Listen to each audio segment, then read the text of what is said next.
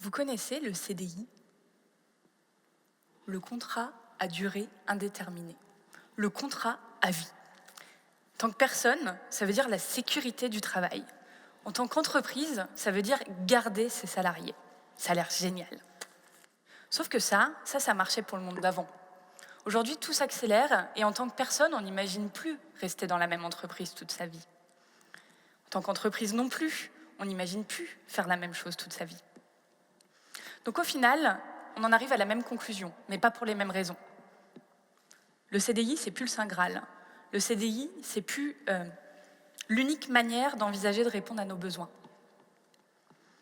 Sauf que le CDI, c'est la partie immergée de l'iceberg. Émergée. Au fond, ce qu'on dit, c'est qu'on est face à une profonde transformation du rapport au travail. Alors, moi aussi, j'entends tout ce qu'on dit sur les générations Y, Z, qui sont instables, tout ça. Ok, certes.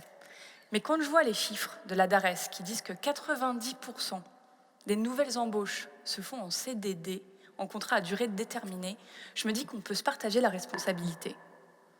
Je me dis que les pouvoirs publics, je me dis que les entreprises, elles ne sont pas pour rien dans cette histoire. Après, qui de la poule ou de l'œuf, je ne sais pas, c'est une autre question. Toujours est-il que la combinaison de ces nouvelles aspirations, avec la transformation du marché du travail, ça fait que, qu'on le veuille ou non, tous ici, on ne fera pas le même métier dans la même boîte toute notre vie. Et ça va même plus loin que ça. On fera des métiers qu'on ne connaît pas. 60% des métiers de 2030 qui n'existent pas encore. 2030, ce n'est pas de la science-fiction. 2030, c'est demain. D'ailleurs, on voit bien, il y a quelques années, on n'avait jamais entendu parler de community manager. Jamais de grosses hackers. Aujourd'hui, c'est notre réalité. Donc, qui sait ce qu'on fera demain? Tout ça, au final, ça nous pose des nouvelles questions sur le travail. On voit bien qu'il se passe des trucs qui ne se passaient pas avant. Pas plus tard que la semaine dernière, je buvais un verre avec une amie et elle me dit « Tu sais pas ce qui m'est arrivé? On m'a proposé un CDI. C'est horrible. Tu crois que je peux négocier un CDD ?» C'est le monde à l'envers. Alors je vous dis pas que c'est tout le monde. Je vous dis pas que c'est la majorité. Je vous dis que c'est un sacré signal faible. Pareil pour les reconversions. Je ne vous parle pas des reconversions où ça fait 20 ans qu'on fait le même métier, on est au milieu de sa vie pro et on se dit que pour la deuxième moitié, on ferait bien autre chose. Je vous parle de ces reconversions qui arrivent avant 30 ans.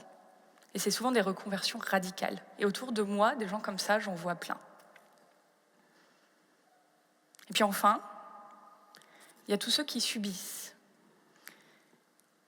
Qui subissent parce qu'ils ne trouvent pas de job dans leur secteur, qui subissent parce que là où ils sont, dans leur entreprise, ils souffrent et qu'ils n'arrivent pas à bouger, parce que c'est pas si simple.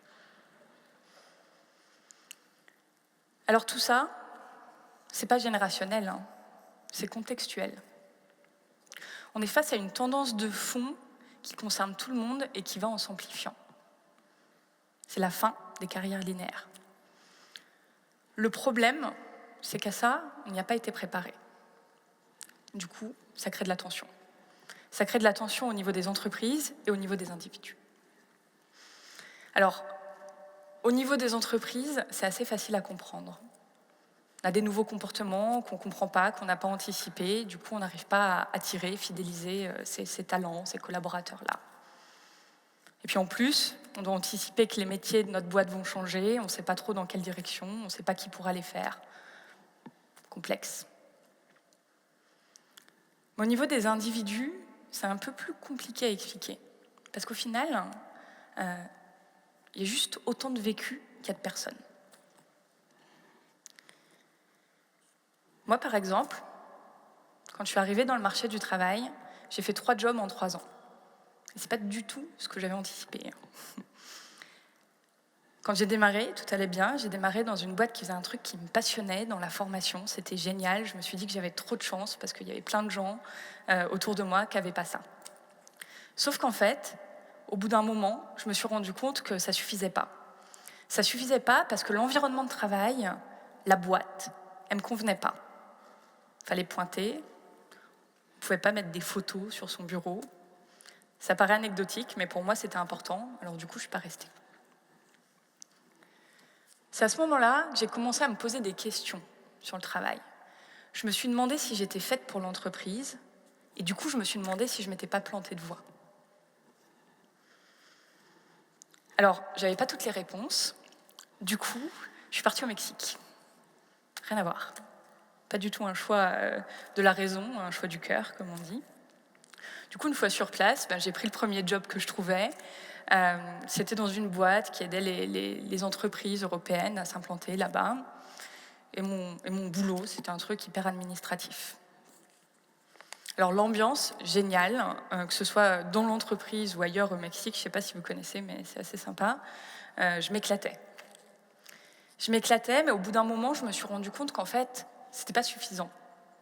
Je ne pouvais pas juste venir tous les jours au même endroit pour faire un truc qui ne me plaisait pas. Donc à nouveau, je suis partie. Je suis rentrée à la maison. Enfin, c'était pas vraiment ma maison, mais bon, à Paris, en France. Je suis passée par la case hôtesse d'accueil, le temps d'avoir du temps pour me retourner. Et pour finir mon mémoire, accessoirement, parce que j'ai pris un peu le temps sur le diplôme. À ce moment-là, je me suis dit, je vais en profiter pour explorer les trucs qui me plaisent. Et il y a un truc là qui m'attire, c'est l'innovation sociale. Pour moi qui me disais, je ne suis pas trop faite peut-être pour l'entreprise, a priori j'ai besoin d'un boulot qui a un minimum de sens, c'était peut-être ça la voie. Alors j'ai de la chance. Au bout de 3 mois, je trouve un job dans une boîte, une entreprise sociale justement, qui fait de l'accès à l'énergie. Là, je suis hyper enthousiaste. Je me dis, ça y est, c'est ça, j'ai trouvé. Sauf qu'il se passe un truc que j'avais pas du tout, mais alors pas du tout anticipé. Du jour au lendemain, ça part en vrille. Du jour au lendemain, je découvre qu'il y a un vide abyssal entre ce qu'on dit et ce qu'on fait. Et ça me heurte. Ça me heurte au point que ça me rend malade, littéralement. Je démissionne. Là, j'ai 25 ans et j'ai plus envie de travailler. Alors, je ne sais pas si vous avez déjà vécu ça, ce truc qui fait qu'on n'arrive pas à se lever le matin, qu'on ne peut plus. Et je peux vous dire que c'est sacrément flippant. C'est flippant parce qu'au fond, on sait qu'on ne peut pas faire autrement. Ça, c'est une illustration de ce que ces parcours non linéaires peuvent créer, comme questionnement, comme tension, au niveau des individus. Mais la question que ça pose, c'est si c'est ça le futur, comment on fait ? Comment on fait pour apprendre à naviguer dans un monde du travail qui est incertain ? Alors, certes, la question, elle se pose aux décideurs, au pouvoir public, aux entreprises, mais elle se pose avant tout à chacun d'entre nous. Parce que moi, je pense qu'on peut, et même qu'on doit, avant tout, agir là où on peut. Et là où on peut, c'est nous. Alors, je vous ai laissé sur ma crise des 25 ans. C'était il y a 4 ans, ça va mieux. J'ai pris une petite année où j'ai fait du freelance, j'ai bossé comme ça, à droite à gauche, je me suis posé des questions, puis au bout d'un moment, je me suis dit, en fait, ça fait quand même longtemps, Anaïs, que tu as ça dans les tripes, tu as envie d'entreprendre, donc vas-y. En parallèle, il y avait de plus en plus de gens autour de moi qui me posaient ces questions sur le travail, donc je voyais que ça devenait un vrai enjeu de société. Donc c'est là que j'ai initié So Many Ways, une association qui avait vocation à adresser cette problématique de la transformation du rapport au travail et de ses conséquences sur notre société. Alors là, je ne suis pas du tout en train de vous dire que l'entrepreneuriat, c'est la solution. Ça, j'y crois pas du tout. Je pense que c'est une solution parmi d'autres, qu'elle ne convient pas à tout le monde et qu'elle ne convient pas à chaque moment de nos vies. Je ne suis pas non plus en train de vous dire que j'ai trouvé ma voie. Au moment où je me suis embarquée dans cette aventure, j'étais pas du tout sûre d'où j'allais. Je naviguais à vue, comme on dit, et aujourd'hui c'est pareil. La seule chose que ça change, c'est qu'aujourd'hui je le vis mieux parce que je m'y suis habituée. Alors, quand on a lancé So Many Ways, au départ, il y avait une intuition. L'intuition, c'était que si tous, on était en capacité de naviguer, de rebondir de job en job, non seulement en fonction de nos besoins, de nos envies, de nos aspirations, mais également de la réalité du marché du travail, et bien alors, on serait plus agile et ça irait mieux pour tout le monde. Ça semblait hyper simple. Évidemment, on ne savait pas du tout par où commencer. Alors on a fait un premier événement, on s'est dit venez, on va parler du travail. Et de ce que ça change aujourd'hui, de ce qu'on vit. On n'était personne, on a lancé une bouteille à la mer, comme ça, et en fait, il y a eu 100 personnes qui sont venues à notre événement. Et là, on s'est dit, il y a un truc. Donc on a continué, on a lancé des ateliers collectifs, créatifs, qui avaient vocation à permettre aux gens de se poser les bonnes questions et de préparer leur prochaine étape professionnelle. Je ne vous parle pas du job parfait, du job de leurs rêves, ça non plus, j'y crois pas. Je vous parle juste de se dire qui je suis, où je suis, qu'est-ce que je sais faire aujourd'hui, c'est quoi la réalité, si je vois un peu plus loin, où est-ce que j'aimerais aller, et du coup, comment je peux avancer. Alors, aujourd'hui, ça fait un petit moment, et le temps commence à être au bilan. Et les gens nous disent que ça les a aidés. Tant mieux, on a du mal à appréhender qu'est-ce qui les a aidés là-dedans. C'est pas évident.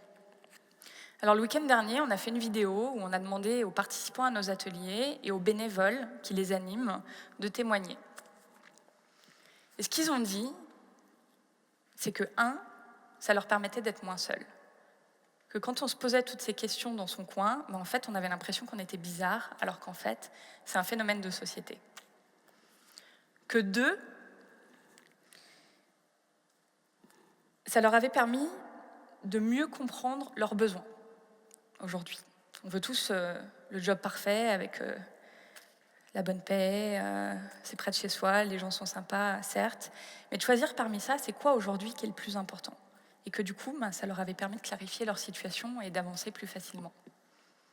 Et puis enfin, ils nous ont dit qu'ils avaient compris qu'il n'y avait pas qu'un seul chemin en fait, qu'il y en avait plein et que du coup, fallait essayer, fallait avancer, fallait mettre un pied devant l'autre et puis que tant pis, si c'était pas la première voie qui fonctionnait, il y en aurait une autre après.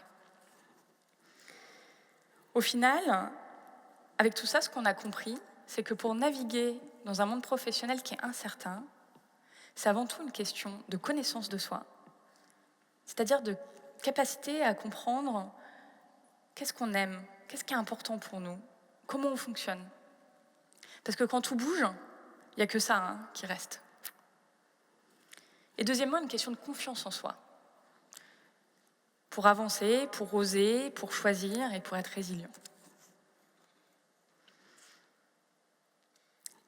Puisque c'est des compétences, la connaissance de soi et la confiance en soi, c'est une bonne nouvelle. Parce que ça veut dire qu'on peut les développer. Alors oui, je crois qu'il faut avant tout que chacun, on prenne notre parcours professionnel en main. Mais ça ne veut pas dire que je pense que les entreprises n'ont rien à faire dans cette histoire. Au contraire, je pense qu'elles ont une énorme transformation à enclencher pour passer d'une logique où elles cherchent à fidéliser des talents, à retenir des gens, pour aller vers une logique où elles cherchent à les développer, à leur permettre de trouver la place qui leur correspond à chaque étape de leur parcours professionnel. Et cette place, parfois elle sera en interne, parfois elle sera en externe. Mais globalement, on y gagnera tous. Alors, évidemment, je pense qu'il faut aller plus loin. Je rêve en tout cas du jour où toutes les entreprises, toutes les écoles et même Pôle emploi mettront un petit peu de So Many Ways dans leurs accompagnements. Mais on n'en est pas là. Alors pour conclure, j'aimerais vous dire qu'aujourd'hui, oui, les intuitions sont confirmées. On est face à un marché du travail qui change et ça nous concerne tous. Mais que non, on n'a pas toutes les solutions. Et que même, il n'y a pas de solution magique. Il n'y a pas de voie toute tracée, il n'y a pas de chemin unique pour y arriver. Mais je pense que notre enjeu, à tous, c'est de chercher à développer notre connaissance de soi et notre confiance en soi. C'est ça qui nous permettra de naviguer dans ce monde du travail qui est incertain, et petit à petit, étape après étape, à nous rapprocher de quelque chose qui nous correspond. Alors ça veut dire se mettre en mouvement.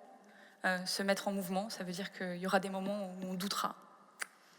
Et du coup, j'avais envie de vous laisser sur une citation qui personnellement m'inspire beaucoup, qui est de Churchill, et qui dit « Le succès n'est pas final, l'échec n'est pas fatal, c'est le courage de continuer qui compte. » Merci.